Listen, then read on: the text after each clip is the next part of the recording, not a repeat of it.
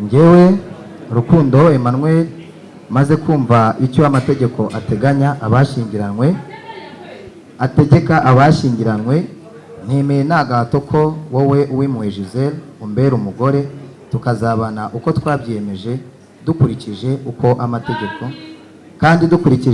amategeko ya Repubulika y'u Rwanda abiteganya.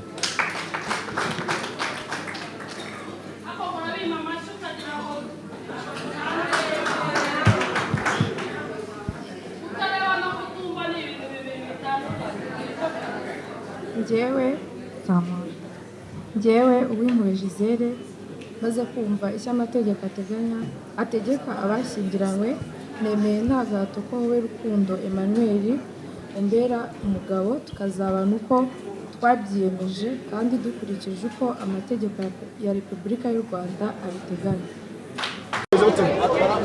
Ubu se ndaganira n'iki n'ingaragu umwuka byara mwumva bare mu bwizo ko bagutwariye umugore usigaye oya nta kibazo uri hamwihorere uriya mu mwihorere sinzi mpamvu mugomba kumuzana mu itangazo ureze ko bamugutwariye ku munsi wawe niba mujyana ntacyo bitwaye mugere vuba kugira ngo ibintu bive mu nzira eminyawe ngo muri fone tukubazeho gato reka nitaba ababosi mwebwe muri ingaragu yesi halo babyo nika ni ingaragu reka mbikore narakubwiye haya tsigaje iminsi ibiri uno munsi twakubonye waje mu rukiko gusezerana imbere y'amategeko n'ibintu uriyumva gutwinjira nawe so nziyumva nk'umuntu bunyire ndi umuntu w'umugabo ndi kuganira n'ingaragu havuyemo muvunyi ndimva nk'umuntu w'umugabo ndashima Imana ati umugambi w'Imana si uwejo ntago ari uwejo ntago ari uwejo ndimva yego none wajya wayumva oya sinajya nayumva ibyo bintu n'amatika mu bukwe n'amatika abamo harimo ibintu byo gushima Imana n'amashimwe nyawe nimba atari ibanga ubukwe gusezerana imbere y'Imana gusaba no nk'uko ibi mwabibonye niko n'ubukwe muzabubona bizatungurana bizatungurana yego bagiye uterwa imijugujugu kenshi bamwe bavuga ngo ntabwo bizataha abandi ngo barapfuye ibintu nk'ibyo icyo babwira abantu bagiye gutera imijugujugu none se mvuka wabigizemo Imana niyo yarize uko bizagenda sibyo urongoye wari umaze kujya kuri liste y'abasore ngo bamaze gushesha kango badafite icyo bibwira byaba bitewe na pressure na amahitamo inkono ihira igihe cyari cyo gihe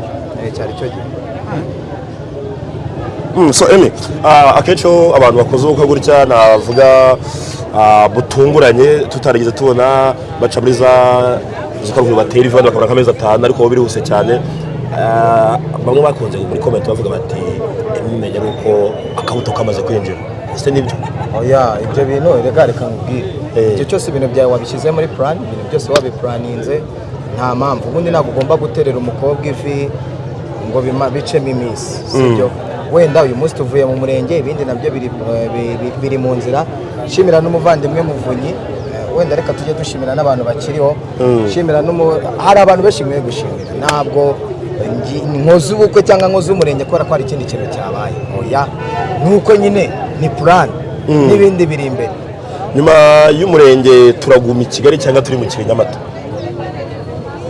ahubwo tugiye muri Canada ntabwo mwabibonye mu kwezi kwa 7 ndajya mu gihugu cya Canada mbifashijwemo na Rama Travel niri buze kumfasha ngiye kujya muri Canada Kitoko yaririmbye kugira ngo aka kabuto karutizo nariye nyuma y'imijugujugu watewe ukabufasha umwanzuro niki cyaguteye guhita mu yungu nyuma y'ibiganiro byinshi byatambutse hagaragazwa undi ariko ukaba baravuze turi hasi ya ruwanjye n'uyu nguyu turaza kuza kuvuga ko byatewe n'iki nuko aka kabuto karutizo wariye so reka rero mbabwize ukuri umuntu wawe Imana iramurema kandi ikamuzana ikamutereka burya umuntu wawe aba ari umuntu wawe ikitari cyawe ntabwo kiba ari icyawe sinzi ko nabivuga umuntu wawe aba ari umuntu wawe ikitari icyawe ntikiba ari icyawe ubu wanjye n'uyu nguyu nazanye mu murenge wa Nyarugenge siko bimeze ariko bidakwiye yuko umuntu wari wese namushimira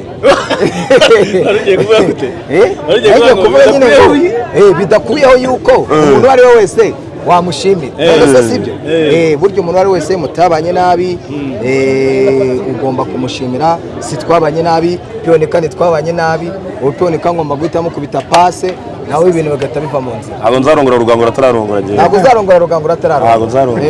Emi ubu tuze kuvuga ngo nyuma y'amatiku yose yabaye bishyizwe ku murongo birarangiye nta yindi saga tubize kuza kongera kumva yanjye se icyo ndimo gushaka kubiheraho mu murenge batanga iminsi igera muri 5 yo kuza kuba bamanitse abantu barimo kuberekana kugira ngo ufite ikibazo azaze kuza kubavugaho. None se ari wowe wabonye nanjye nibyo ndimo gushaka muri iyo minsi 5 ntago azaboneka nicyo yabaye mwiba twese twatunguwe aho abantu ntibaza kwitwaza ntabwo twigeze tubimenya. Ntabwo byari mu ibanga ntabwo byari mu ibanga nawe yarabizi cyane.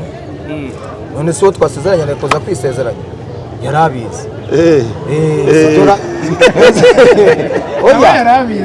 yarabizi. Niyo mpamvu hari abavuze ati kanaka na kanaka.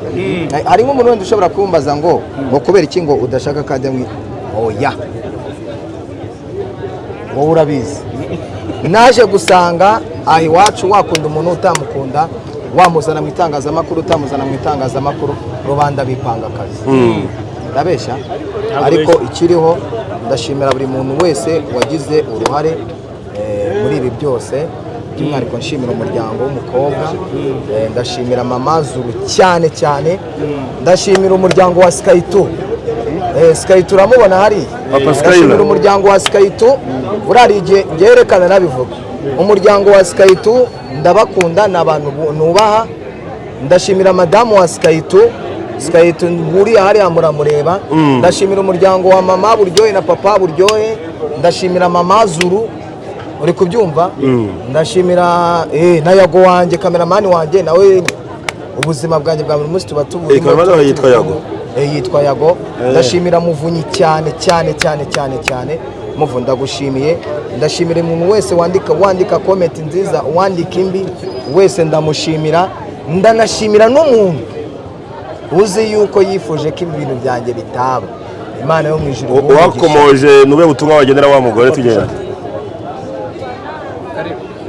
uwuhe Ndahiro Valens Papi ntabwo mushimira ndamwubaha.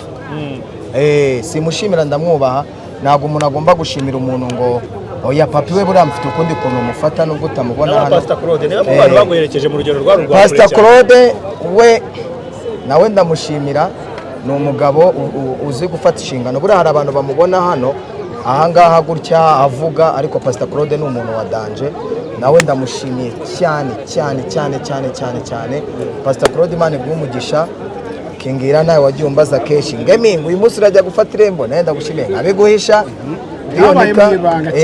Pionika nawe Imana iguhe hari abantu banje nibo ubona mu bintu byanjye ubwo umuntu nyine utari umuntu wanjye nyine nagabara. Ubwo ejo ntabwo tuzabona witeretse ikiganiro uvuga ngo natumiye aba naba sinababona nkuko byabaye ku bandi. Oya sinzi nimba njye ntabwo izo saga mwana njya nziba. Hari ibintu mba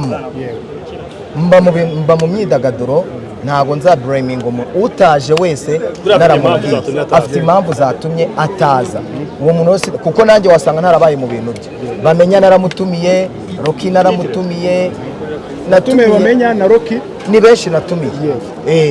Ubwo rero nimba bataje sima blaming wenda baje mu bundi buryo.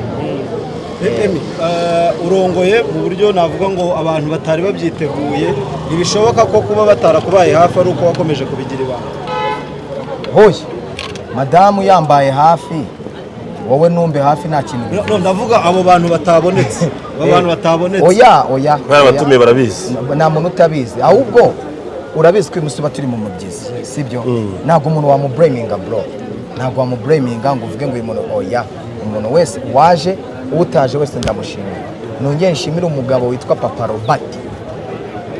Robert ndagukunda ndakubaha. Shimire meya wa Ngoma Natari cyane ndamushimiye cyane. Meya wubahwe cyane meya wa Ngoma ndagushimiye. Papa Robert mama nziza papa nziza data bukwe na mabukwe nduwanyu uruwabo inshuti zawe zose iyo zirongoye zifungura cano zigatangira kudukorera amaprank uragambika ikanzu uvuye nawe nayo ariko nanjye ndakora